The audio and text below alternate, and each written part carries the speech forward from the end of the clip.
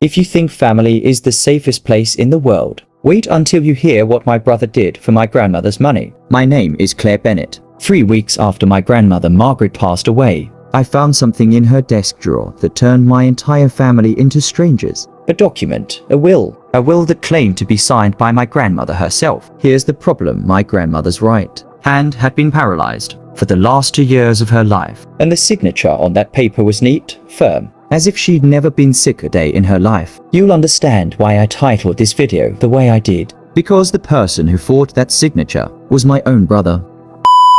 Let me back up a little so you understand the full picture. My grandmother, Margaret Whitfield, raised my brother Daniel and me since we were kids. Our parents were always busy working out of town, so Grandma's house became our second home, maybe even our real home. She had an old house left by our grandfather, some savings, and a small shop she ran until she was well into her 70s. Over her last 2 years, her health declined fast. She had a mild stroke that weakened her right hand. From that point on, every time she had to sign something, a check, a bank form, anything, her signature changed completely. Shaky, slanted, sometimes barely legible. I know this because I was the one who took her to the doctor and the bank most often during those 2 years. Daniel, on the other hand, rarely showed up. He was busy with his own business, which I later learned was on the edge of bankruptcy. He'd visit maybe once a month, sometimes less. When Grandma passed away last month, everyone was devastated, including me. But a week after the funeral,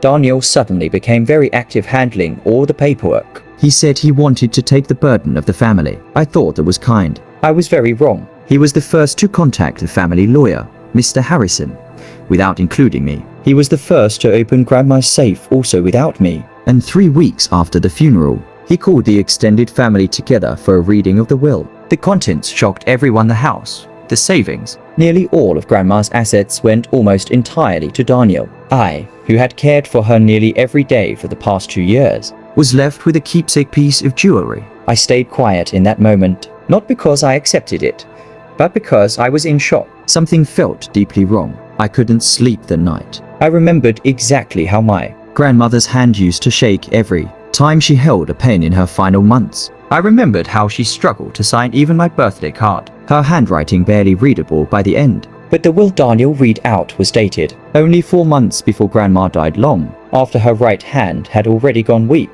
and the signature on it, neat, firm, exactly like her signature from years before the stroke. I quietly started gathering evidence. I dug up her old documents, checks, letters, hospital forms to compare her signature over time. I also contacted the hospital where she'd been treated, requesting medical records documenting the condition of her right hand. Then I went to see the notary listed on the will, a woman named Mrs. Coleman. Her office, it turned out, had closed permanently 2 months earlier. When I tried to look up her license number, it wasn't registered in the official regional notary system. My heart was pounding. This wasn't just suspicion anymore. It was starting to feel like real evidence. I confronted Daniel directly, just the two of us, at Grandma's now empty house. I laid every document on the table, the signature comparisons, the medical records, and proof that the notary named on the will was never actually registered. At first, Daniel denied everything hard. He called me crazy, jealous, said I just couldn't accept not being Grandma's favorite. But when I showed him the medical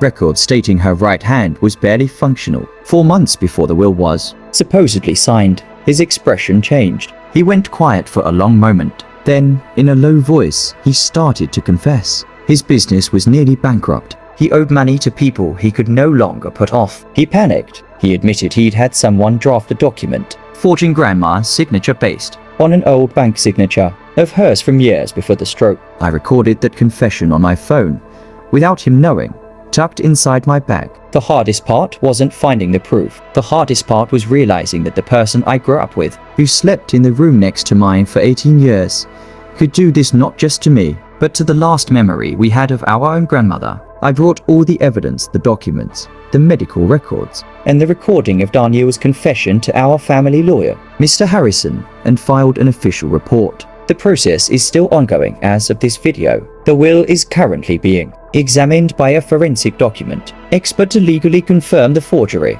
and the case has moved into criminal territory. The most painful part isn't the house or the money. I'd give all of it up if it meant keeping our family together. What hurts is realizing that the love I thought was genuine from my brother could be so easily outweighed by financial pressure and greed. My husband James said something I keep thinking about. Your grandmother taught you honesty for 18 years. It makes sense that's what gave you the courage to expose this even against your own brother. I'm not writing this for revenge. I'm writing it because some of you might be suspecting something similar in your own families right now. A signature that suddenly looks different. A will that appeared out of nowhere. A notary you can't track down. Trust your instincts. Check, compare, don't stay silent. If you made it this far, thank you for watching until the end. Tell me in the comments, what do you think should happen to Daniel now? And don't forget to subscribe, because there are many more true stories like this one coming.